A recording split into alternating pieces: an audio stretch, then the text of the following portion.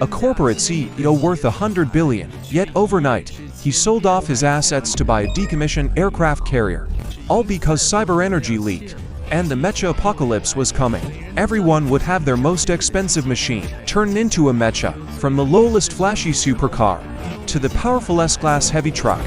Even fighter jets could become Mechas, and all plants and animals would also mutate into Mechas.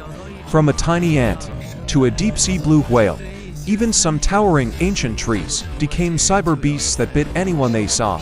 In my past life, I was a 100 billion CEO, but because I loved old-person scooters, I ended up as a low-combat Mecha. In the end, I was schemed against by a petty person and died in the mouth of a beast. Now, I've returned to 3 days before the Mecha apocalypse. The first thing I did was start looking for large mechanical objects. First, I thought of heavy tanks, but due to poor flexibility and a single attack mode, I ruled them out. Next were fighter jets. Though they're fast and versatile, their weak defense also ruled them out. Just when I was at a loss, absolute power. An aircraft carrier. An aircraft carrier has an enormous size and the strongest fighter fleet. This is way deader than a single fighter jet or tank. Before a carrier group goes cyber, it's already equivalent to the entire military strength of a small country, so you can imagine how strong it'll be after going cyber. Z-Bay, do you know what you're saying? An aircraft carrier is something you can't just buy with money. Of course I know that. But I clearly remember that in my past life at this time, the Russians and their neighbor had a big incident. Because soldiers were suffering from a military budget shortage, the Russians had to take out one of their nuclear-powered aircraft carriers and put it up for public auction. At that time, wealthy businessmen and countries from all over the world flocked there, including Pan Han. Tan said, "I heard the Russians recently are having an auction, right? Seems like there's one of those carriers. Can I come with you, Uncle Pan?" All right, hung up the phone. I started contacting my secretary, Chen Ro. Check how much money the company can move right now. How much is it? President Lin. We have over 10 billion in available funds in the accounts. I frowned. 10 billion sounds like a lot, but the cost of one nuclear-powered aircraft carrier is at least 80 billion. Chen Ru's mouth twitched. She sensed a bad feeling. Even though the old chairman left a lot of assets, they can't withstand you squandering them like this. And our sworn enemy, Nissan Corporation, has been causing us trouble non-stop. Just hearing the company's name gives me a headache. It's a company from across the strait, and was always my dad's sworn enemy. Thinking this, I secretly vowed, after the cyber transformation, I'd raise their company to the ground first. Let them be for now. I have more important things to do. A nuclear-powered aircraft carrier requires at least 100 billion to start. Right now, the only option is to sell all the luxury cars and the company. The only one who can acquire my Shengsha group right now is Tianhua Company. Tianhua Company has a market value of 1 trillion, ranked in the global top 50. After the cyber apocalypse broke out, they formed an army of Autobots to fight off the invading monsters. There's someone I respect after the cyber apocalypse. The boss of this company also had some old ties with my dad. At this moment, in a luxurious conference room at Tianhua Company, learning that I wanted to sell Shengsha Group, Chairman Chen Long showed an expression of disbelief. "Are you sure you want to sell Shengsha Group to me?" "I'm sure. Chairman Chen, you should know, I have never liked this kind of business competition since I was a kid. And recently, I've had some conflict with Nissan Corporation. I really don't want to fight him, so I was thinking of selling the company, then going back to my hometown to retire and live out my days. Since you put it that way, I have no reason to refuse this final deal." It ended at 150 billion. I had just walked out of the Tianhua Group office building when I saw Chen Rong, who had been waiting for a long time. "President Lin, did you sell the Shenzhen Group?" "Here are the keys to my Rolls-Royce. Take them. I'm not your boss anymore." In my past life, he helped me during the cyber apocalypse, so I gave him that Rolls-Royce. After it was cyberized, the Rolls-Royce's combat capability was still decent.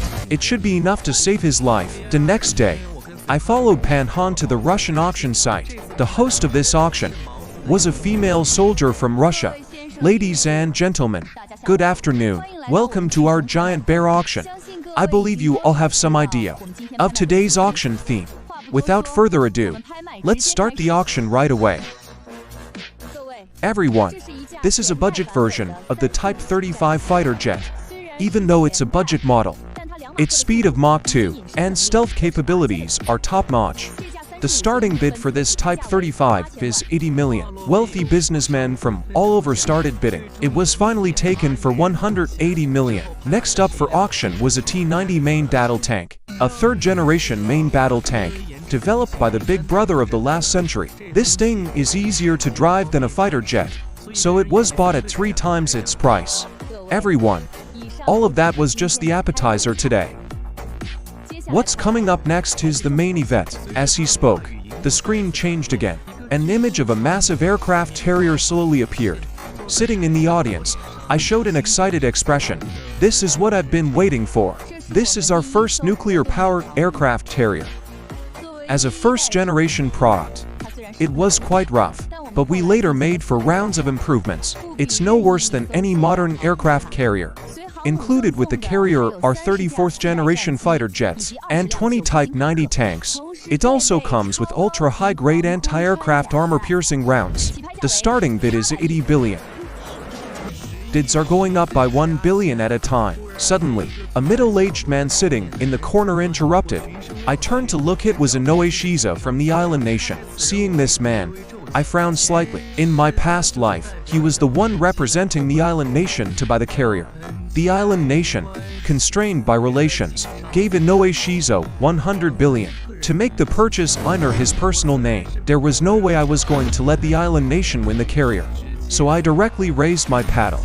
At a price of 120 billion, I crushed the island nation's carrier dream. After the auction ended, I stayed at the shipyard here. When the cyber apocalypse comes, the most important things, besides water and food, are the most precious energy sources. So I spent another 10 billion to buy solid energy, food, and fresh water.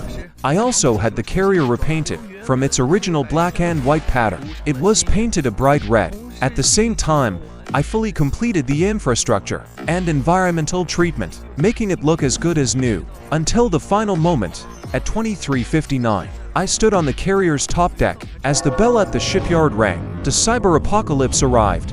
The dim, pitch-black sky suddenly lit up.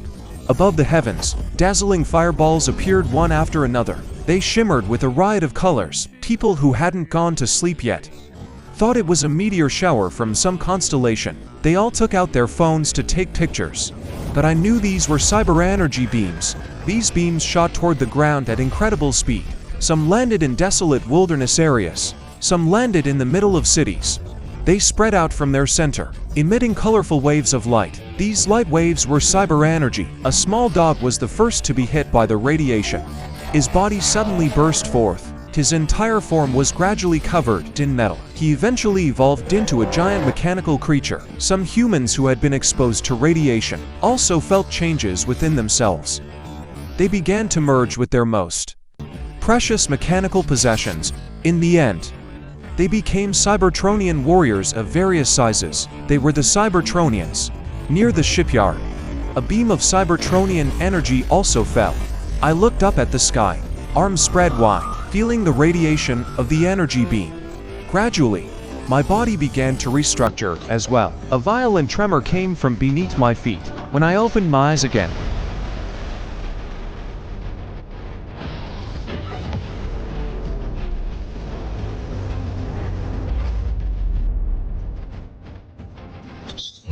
I had succeeded. Just then, a shock came from underfoot. On the sea not far away, massive waves surged up. Looking closely, I saw a giant mechanical creature swimming. It was about 80 or 90 meters long, its shape similar to a yacht. It seemed to have caught the scent of humans from the shipyard. It was now charging this way at an extremely high speed. Perfect timing. I'll use you to test my strength. Without a second thought, I threw a punch. Before I could even see what it was, the mechanical creature was shattered into a pile of parts. I slowly walked to the wreckage in the sea, bent down, and groped through the seawater. Soon, a white crystal sphere appeared in my hand. This was the energy core of that giant creature. It can provide energy to a Cybertronian's mech. I tossed this thing into my energy storage. Just then, a mechanical voice suddenly rang out. Sufficient energy aggregate detected. Mech upgrade system activated. Would the host like to proceed with a mech upgrade? Well, the main character is me. Tell me about your abilities. This system is called the Supreme Mech System. It builds powerful, custom mechs exclusively for the host. Ability 1. Obtain an energy core. There's a 1% chance of gaining a unique skill. Ability 2. After accumulating a certain amount of energy, you can upgrade the mech. After reading the skill descriptions, I got excited. I couldn't wait to go get more energy cores. But before that, it would be better to use the current energy to upgrade the mech. After all, in my mech storage bay, I still had up to 10 billion units of energy. If I accidentally broke the energy bay during a fight, I'd be playing with fire and burning myself. Thinking of that, I pulled up the mech upgrade interface. Current stored energy, 2,000 tons. And 1B grade energy core. Upgrade requires 2,000 tons of premium energy, or an S grade energy core. Seeing this, I couldn't help but remark that 2,000 tons of energy could actually rival an S grade energy core. According to my memories from my past life, the grades of mech energy cores were established by the World Alliance Group at that time. On the third day after the Cybertronian apocalypse broke out, the international upper echelons united to form the World Cybertronian Alliance Group. Their mission was to protect ordinary humans and eliminate mech monsters. On the fifth day, they issued a series of regulations and treaties, including the classification of mech monsters. Grade 1 had the lowest threat level. They were creatures like mosquitoes and flies that had turned into mechs. After these creatures mechanized, they were about the size of a house cat. Grade B came from rats, young cats and dogs, and the like. After evolving, their size was equivalent to that of an average motorcycle. Grade C evolved from some adult cats and dogs. Among them, human pets retained their memories of their owners, but would attack other people and creatures indiscriminately. Grade B consisted of some giant animals and fierce beasts. After they became mechanized Cybertronians, their destructive power rivaled heavy weapons. These mech monsters were the main threat humans faced. As for grades E and S, the authorities only briefly mentioned the concept. They were probably some ancient creatures. After they underwent mechanization, they became more terrifying than ordinary beasts. It's said that when the apocalypse broke out in the previous life, the leader was an S-class ring. That's just a legend. From what I remember, the highest I've seen is a class. It was the 5th day of the cyber apocalypse in my past life, when an A-class mecha giant appeared in the city. The Alliance sent out dozens of cyber warriors and managed to kill it. If an A-class has such terrifying power, then an S-class must be even worse. And right now, I happen to have high-quality energy, comparable to an S-class energy core. I excitedly pressed the Mecha upgrade button. With a ding, everything went black before my eyes. When I woke up again, I had returned to my human body. Just as I was wondering what was going on, I saw a massive figure, standing tall on the sea not far away. I instinctively thought it was some kind of mecha monster, but when I looked closer, I realized it was my own aircraft carrier Mecha. At that moment, from the Mecha, there came the occasional sound of metal clashing. System, what's happening to me? The Mecha is currently operating. Because the Mecha is extremely large, the upgrade will take some time. I can understand that. What I want to ask is why I got ejected, even though cyber warriors can freely switch between Mecha and human forms. Normally, when you change back to human, the Mecha disappears. But in my current situation, it's clear that I've been separated from the Mecha. That instantly made me feel much less safe. After all, this isn't a safe zone. Forget about stray cats and dogs. Even a mechanized tank could take me out. I was praying that I could make it through this Mecha upgrade period, when from the shipyard behind me came a piercing screech. As the ground shook violently, a giant mechanized crab scuttled sideways, straight toward me. I was stunned for a moment. Behind me was an endless ocean. How was I supposed to run? Just then, a laser swept over my head. and the giant mecha crab was instantly cut in half. Its energy core rolled onto the ground. Your mecha upgrade is complete. As the parts of the giant mecha crab scattered, the system's mechanical voice rang out in my mind. I instinctively turned to look at my mecha. It was now even larger in size, with more weapons visible on its limbs. That laser just now had come from a laser cannon on its right leg. After swallowing hard, I picked up the energy core from the ground.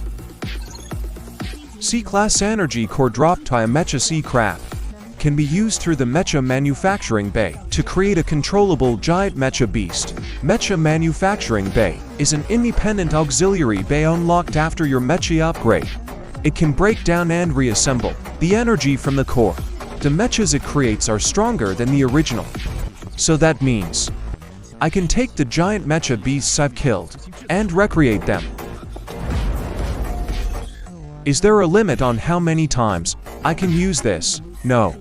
There's no limit.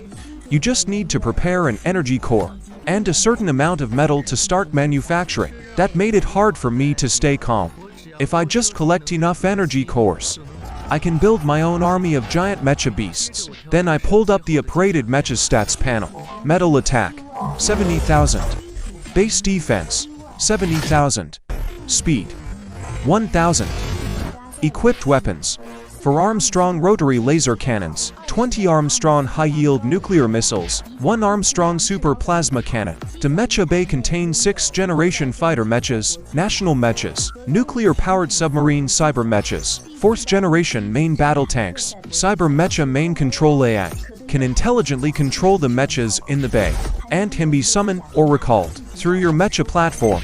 The cyber mechas on the platform were the accessories I got when I bought the aircraft carrier. Then I raised my right hand. I just saw a wrist with a nano mecha platform the size of a watch. What is your name? Master. I do not have a name.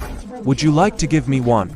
I rubbed my chin, thinking, I'm really not good at naming things. From now on, you'll be called Morning. How many mechas can you control at once? Returning to the master. I am capable of multi-brain control. It will not interfere with your other commands. Hearing this, I immediately became interested. I wanted to test its performance. Morning. Bring up those 3 mechas for me to see.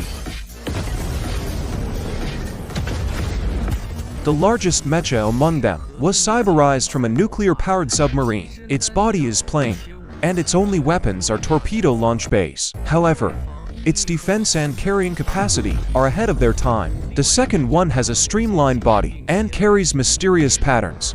It is the cyber mecha of a 6th-generation fighter jet. Although it looks small and delicate, its speed is absolutely top-notch. As for the remaining one, its body is embedded with 5 giant black cannon barrels. This is the combat mecha of a 4th-generation main battle tank.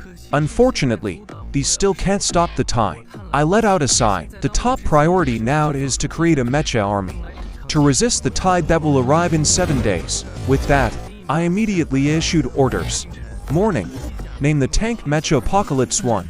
Name the fighter jet mecha Divine Eagle 1. And name the nuclear-powered submarine mecha Abyssal Dragon 1. Send the 3 of them to the nearby city to collect energy cores. Understood. Master, orders have been issued.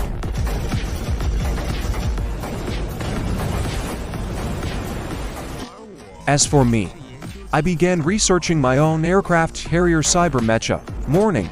Name the carrier mecha Overlord 0. Next, we're going to do something big. Month City is the largest central city in the region, and also the area richest in energy. So, within the first hour of the cyber apocalypse, almost all the surrounding cyber beasts swarmed toward this city. At that moment, inside the city's central command center. Headquarters, we are about to fall. Requesting reinforcements.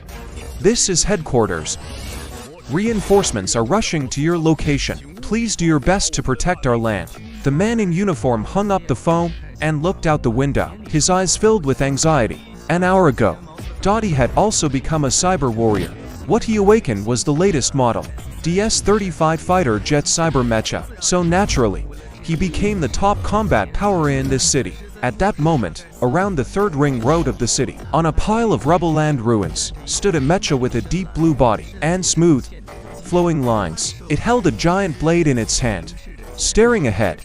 This was Deity's Azure 1 mecha. In front of him stood a massive cyber giant bear mecha beast. This mecha beast's level was vaguely approaching S-class, and behind it followed a dense swarm of polar walrus mechas. Their bodies were about the size of a small car, covered in thick iron armor scales. On Deity's side, behind him were only some ordinary civilian car mechas, along with destroy tanks and fighter jets. The only one still able to fight now was Azure 1, but it was barely holding on. The series of battles just now had already left its body heavily strained. The mecha's energy was also nearly depleted, enough to last at most 3 minutes. Just as he tightened his grip on his blade, ready to fight to the death, a voice came from ahead. "Human, I respect you as a man, but don't force it. Step aside obediently, and let us pass." He knew that cyberized mecha beasts would gain self-awareness, but he never expected they had already learned human speech. Dottie replied calmly, "I will not abandon my people." The giant bear mecha shook its head, then suddenly reached behind itself and grabbed a walrus mecha. It then forcefully pulled out its serrated tusks. "Human, since you chose this path, then I'll make sure you die a quick death."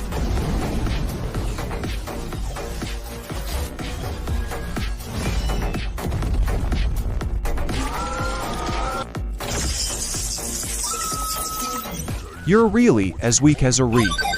The giant Western armor let out a mocking laugh. It walked with heavy steps toward Azure 1. "Sorry, as a pillar of humanity, I'll have to send you off first." Just then, 3 mechas rushed at lightning speed in front of the giant mecha. One of them, as massive as Mount Tai, threw a punch. The giant mecha's body reeled backward like a tidal wave. It also crushed a large number of mechas into pieces like walruses. Dares are naturally hot-tempered creatures. After being attacked, its rage hit the breaking point. It roared and charged toward the 3 mechas. With every step, the ground trembled. But what happened next stunned everyone present. With a deafening boom, the giant bear mecha was instantly torn apart by Apocalypse 1, and the energy core inside its body was brutally ripped out.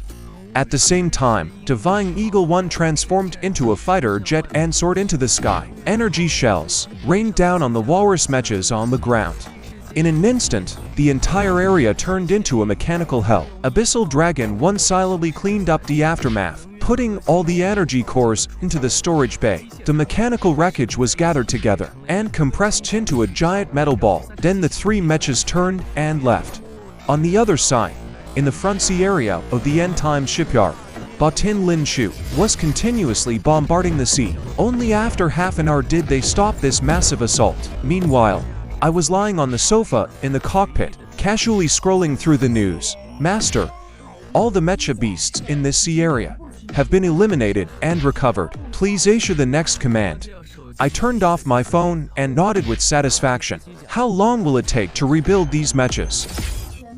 All mecha reconstruction is estimated to take about 24 hours, including 30 B-class mechas and 100 C-class mechas. Just then, the 3 mechas sent to the End Times returned. Abyssal Dragon 1 was dragging a huge ball of metal scrap behind it. With these added, "How long will it take to manufacture everything?" Reply: "Master, the estimated time increases by another 24 hours. At that point, you will have a total of 201 mecha beasts." Code: activate the automatic defense system. Command: the 3 mechas will patrol and guard the perimeter. Time passed quickly. 2 days flew by in the blink of an eye. During these 2 days, 40% of human settlements were destroyed. Just like in my past life, the higher-ups signed a mutual aid agreement and formed a global cyber alliance. As for me, I just ate and slept, basically treating it like a beach vacation. That day, Star Chen reminded me, reporting, "Master, the giant mecha beasts have been manufactured. All have been automatically integrated into your voice recognition system." Excited, I headed to the mecha prep room.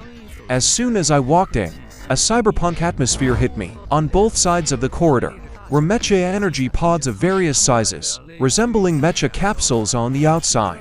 They are specially used to recharge the manufactured mechas. Near the entrance were the energy pods for small mechas, most of which were walrus mechas and crab mechas. Further ahead were the large mecha energy pods. 3 in total, for the 3 number 1 mechas. Beyond that was the giant energy pod. At that moment, a giant mecha was quietly absorbing energy. This mecha stood over 20 meters tall, sensing someone approaching. It lit up with a blue-purple glow, and spoke in a deep voice. The sudden greeting caught me off guard for a moment. This is the self-awareness of an A-class mecha. On top of that, I installed all the world's languages. However, it only knows basic language skills, and I haven't set up emotional or core traits. Would you like to customize its traits? Without hesitation, I pulled up the giant mecha's data panel. I quickly started writing it out. A personality that is wild yet steady. An emotion that is cold.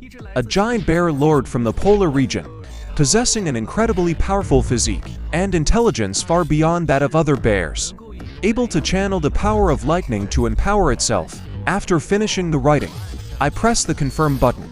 At the same time, I had Xing-Chen add special materials to the giant bear mech, giving it lightning attracting properties and lightning resistance, and I named it the Thunderlord. At this moment, at the World Cyberspace Alliance headquarters, a group of strategic representatives were gathered in the meeting room for a meeting.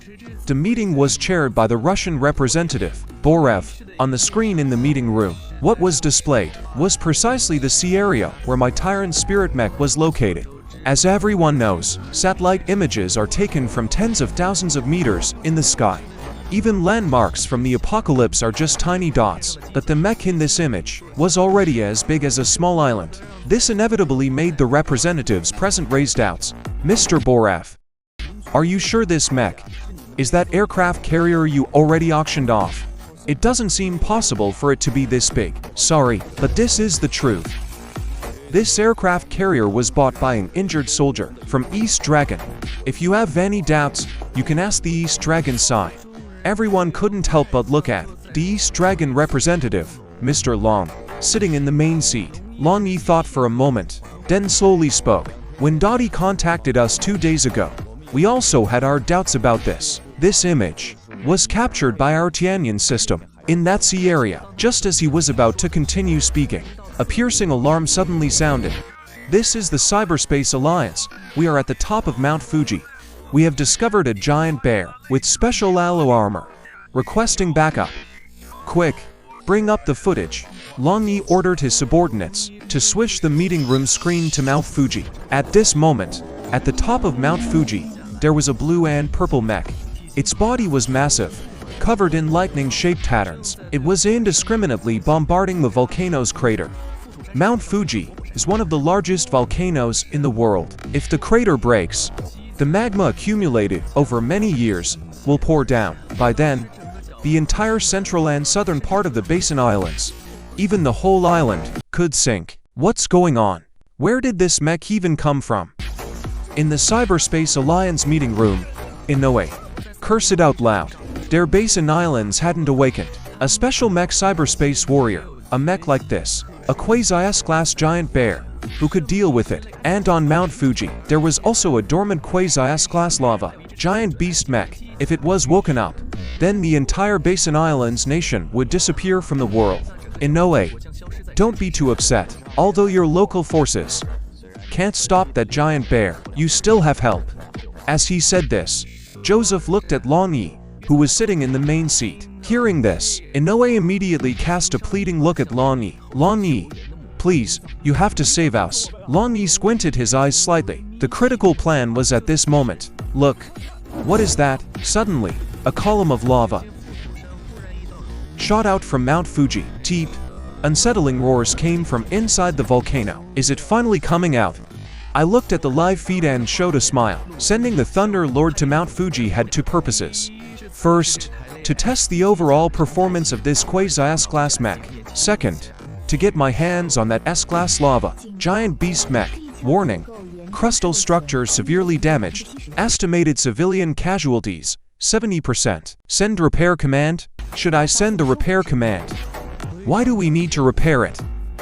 Increase the bombing rate for me.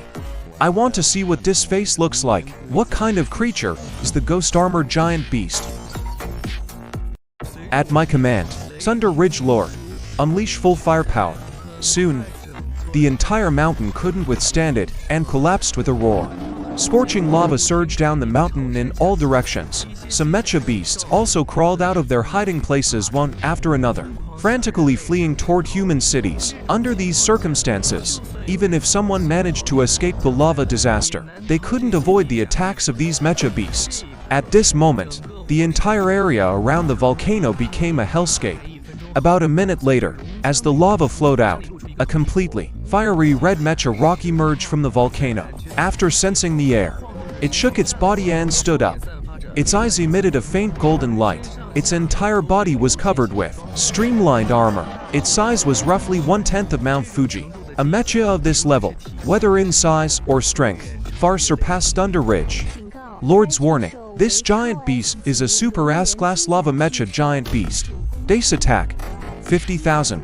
Base defense, 100,000. Speed, 700. Target is an ancient boulder surviving in the lava. Infected by cyber, it has become a lava mecha giant beast, radiating intense heat. Thunderlord's victory probability is 0. Your overall strength victory probability is 40%. Seeing the results of Stardust's analysis, I couldn't help but frown. I immediately gave the order to recall Thunderlord. Report, Master. If Thunderlord is recalled, the lava mecha giant beast will step onto the East Dragon continent in 30 minutes. Continue or not? This question stumped me. I closed my eyes tightly and took a deep breath. Then, as the nano platform shimmered with purple light, my body gradually merged with the Overlord warrior. Stardust ordered Thunderlord to circle around the lava mecha giant beast. Then deploy 3 number 1 mechas to assist. Stall it until I arrive, no matter what. Meanwhile, I slowly stretched my massive carrier body. At this time, at the World Cyber Alliance headquarters, the meeting had already ended hastily. Nani immediately gathered tens of thousands of mecha soldiers and headed to the eastern coast. The goal was to stop that colossal creature from stepping onto East Dragon. At the same time, a global live stream was started, hoping to call on all surviving cyber warriors across the nation to unite and jointly resist the lava mecha giant beast. As soon as the live stream started, millions of people flooded in. Most of them were ordinary people, but among them, there were also many unregistered cyber warriors. At that moment, the live stream showed footage transmitted back by on-site drones. A colossal mecha beast, hundreds of meters tall, was moving slowly across the sea surface. Its scorching body caused the seawater to evaporate into rolling mist. With every step, the camera visibly shook. On this side, Longi led thousands of cyber warrior soldiers at a position several hundred meters above the giant beast, launching a net-like attack. But these attacks were detonated by the intense heat before getting close. Even some steel spears, upon just touching the surface of the lava mecha giant beast, instantly melted. Commander Long, we can't even hit it. I know what you're about to say, but at this rate, in less than 20 minutes, it will reach our coastline. If we use nuclear weapons now, even the coastal city will suffer severe damage. Take the brothers back to restock ammo and energy. I'll stay here and observe a bit longer.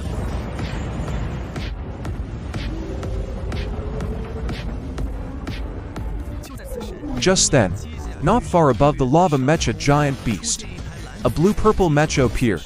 It was now aiming at the head of the lava mecha behemoth, firing a barrage of missiles into the sky. The first missiles launched detonated a few meters from the lava mecha behemoth, triggered by the intense heat. But the explosion produced a white freezing gas. The following missiles came right behind, passing through the white gas, and directly struck the lava mecha behemoth's head. The lava mecha behemoth seemed to feel the pain, and let out a roar. This scene instantly set the lead stream ablaze. What the hell is that mecha behemoth? This is a mortal rivaling the gods. Is he trying to stop that thing from moving forward? All soldiers, hear my command. Coordinate fully with that mecha giant. Fire freezing rounds at the lava behemoth's head.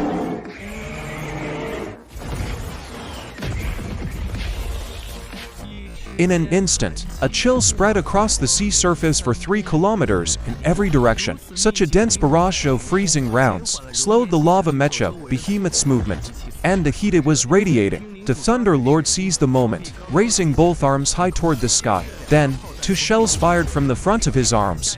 The next moment, a dull rumble echoed from the heavens. With the thunder, heavy rain poured down.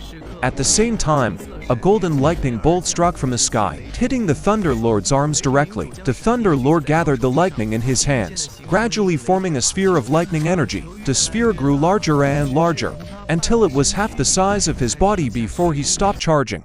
Then, like a slam dunk, he hurled the lightning sphere at the lava mecha behemoth's head. Lightning crackled everywhere. The lava mecha behemoth roared in agony for 3 minutes before stopping. After that, the red glow on its body dimmed, and thick smoke billowed around it. That mecha giant is actually a lightning emperor. Awesome. This is definitely a success. But as the smoke cleared, the entire sea surface suddenly began to tremble violently. The lava mecha behemoth's body lit up red again, and the scorching heat swept back in. The Thunderlord sensed something was wrong and tried to charge up again, but was grabbed by the lava mecha behemoth's massive hand. Then it slammed him heavily onto the sea surface. The next second, the lava mecha behemoth swung its arm with force, creating a tsunami hundreds of meters high on the sea surface, rushing toward the East Dragon continent. In an instant, the Lev stream, which had been celebrating, fell silent. Staring at the 100-meter high wave, they were filled with despair. Dragon team, we can't escape. Let's fight him to the death. I guess that's the only way. Everyone, listen up.